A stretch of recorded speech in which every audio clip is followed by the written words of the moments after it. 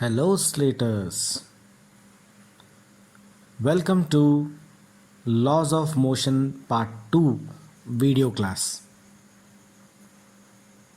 In our previous session, we have discussed about force, types of force, and the effects of force. We have learned that a stationary object can be moved or a moving body can be stopped by the application of force. Slaters. So we can say that a moving body will not come to rest unless a force is applied on it in the opposite direction. Similarly, a body at rest will not come into motion unless an external force acts on it. Kick a football which is at rest. It moves through a certain distance and finally comes to rest. Did we stop the ball? No, but still the ball comes to rest. Why? As frictional force acts in the opposite direction to the applied force, the ball comes to rest. If there is no frictional force, does the ball come to rest? No. So, finally, we conclude that every body continues to be in its state of rest or in the state of uniform motion unless compelled by an external force. This is Newton's first law of motion, or also called law of inertia. Mathematical statement of Newton's first law. If F net is equal to 0, then either V is equal to 0 or V is equal to constant. Newton's first law explains about the state of an object when no net force acts on it. If the net force acting on the body is 0, we say that the body is in equilibrium. Newton's first law introduced the concept of inertia. Can a football change its state of rest or state of uniform motion by itself? No. Slaters, let us discuss about inertia. The inability of a body to change its state of rest or state of uniform motion by itself is called inertia.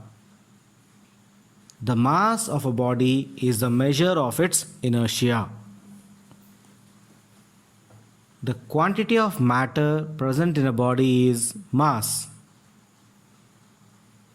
The SI unit of mass is kilogram. When we kick a football, it flies a long way, but at the same time, if we kick a stone of the same size, it hardly moves. This is due to the stone having more mass than that of the football. Stone resists a change in its motion better than the football. You can pull or push a toy car more easily than a heavy trolley, as the toy car has less mass compared to the trolley. Hence, we conclude that larger the mass, larger will be inertia, and vice versa.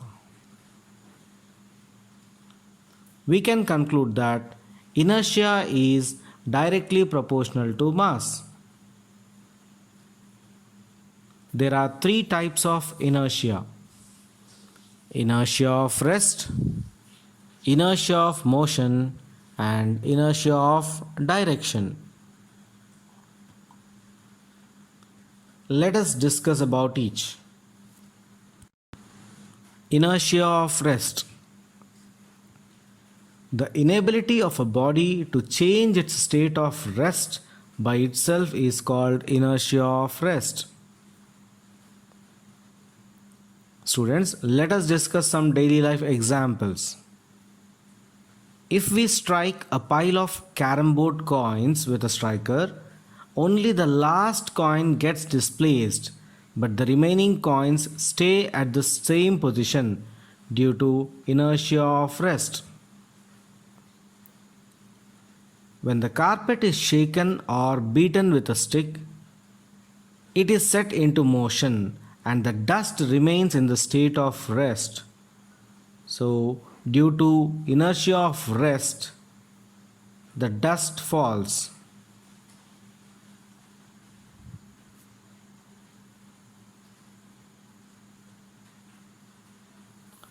When the carpet is shaken or beaten with a stick, it is set into motion and the dust remains in the state of rest due to inertia of rest. Thus, dust falls due to the pull of gravity. When you pull a tablecloth with lot of dishes on it at once, the dishes do not move due to inertia of rest.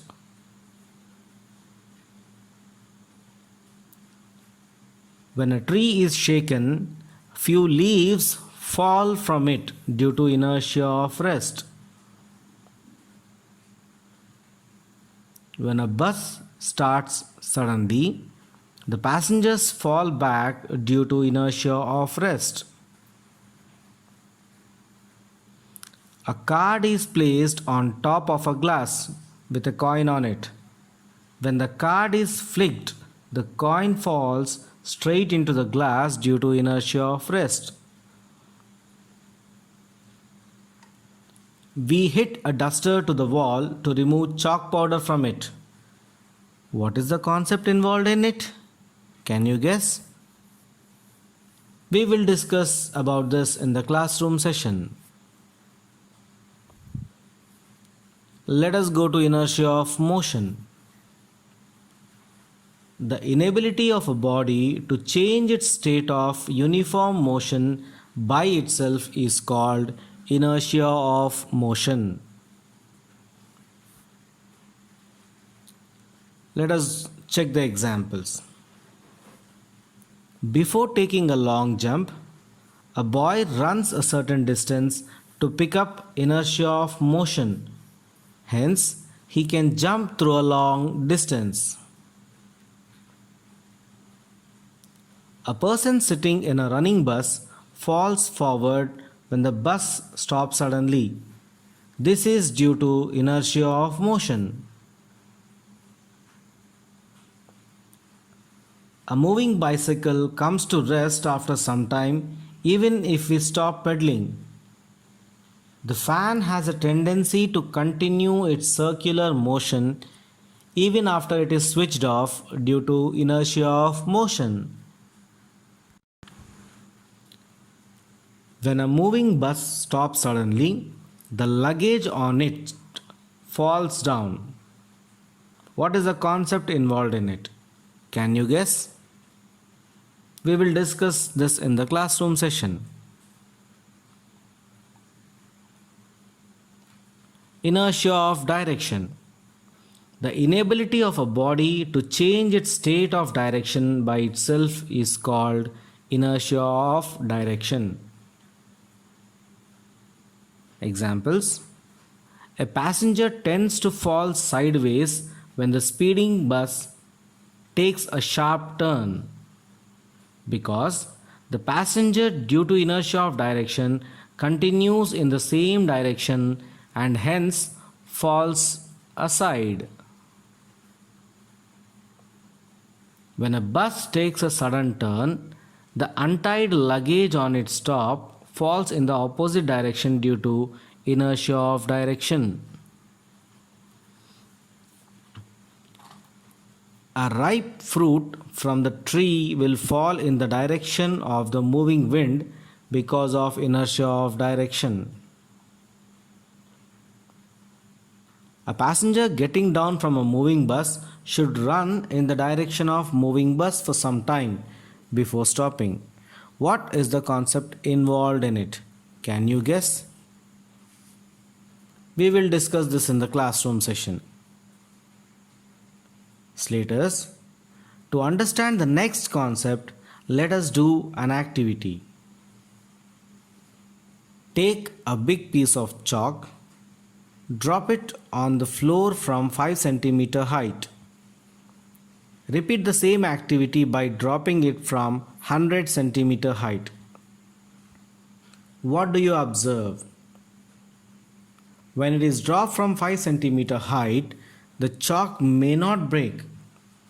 But when dropped from a greater height, surely it breaks. Why? In the first case, as there is no sufficient force acting on the chalk, it didn't break. But in the second case, sufficient force acts on it, so it breaks. Slaters, is there any change in the mass of the piece of chalk in both the cases? No.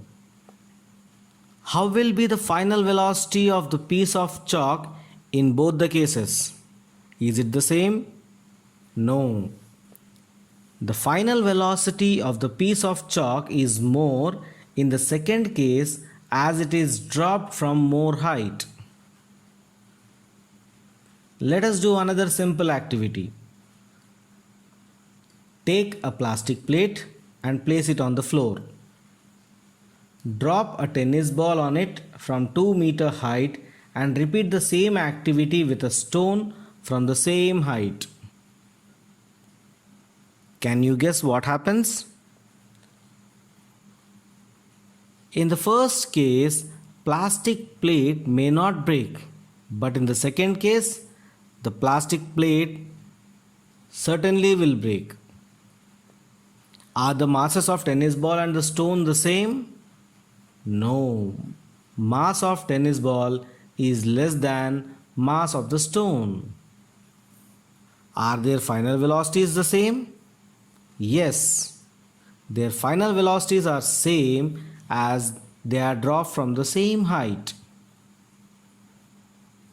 From these two activities, we can conclude that the instantaneous force possessed by the moving body is the combined effect of its mass and velocity. This is called linear momentum. Linear momentum is the measure of moving mass. Mathematically, it is the product of mass and velocity.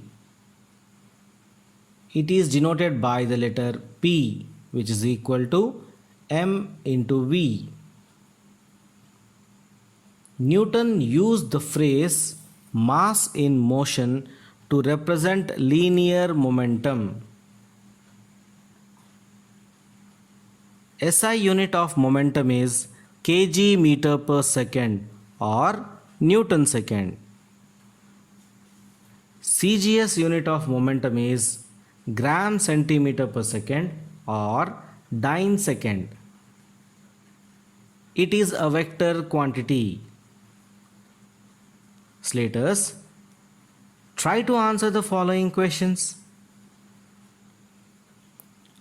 Why is it advisable to wear a seat belt while traveling in a car?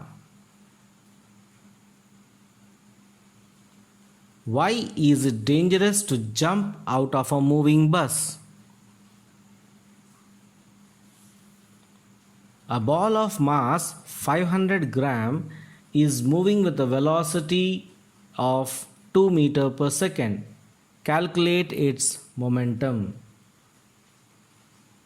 Which of the following has more inertia? Cricket ball or a tennis ball? Bus or a bike? Give reasons for your answers. Catch you up in the next class. Thank you.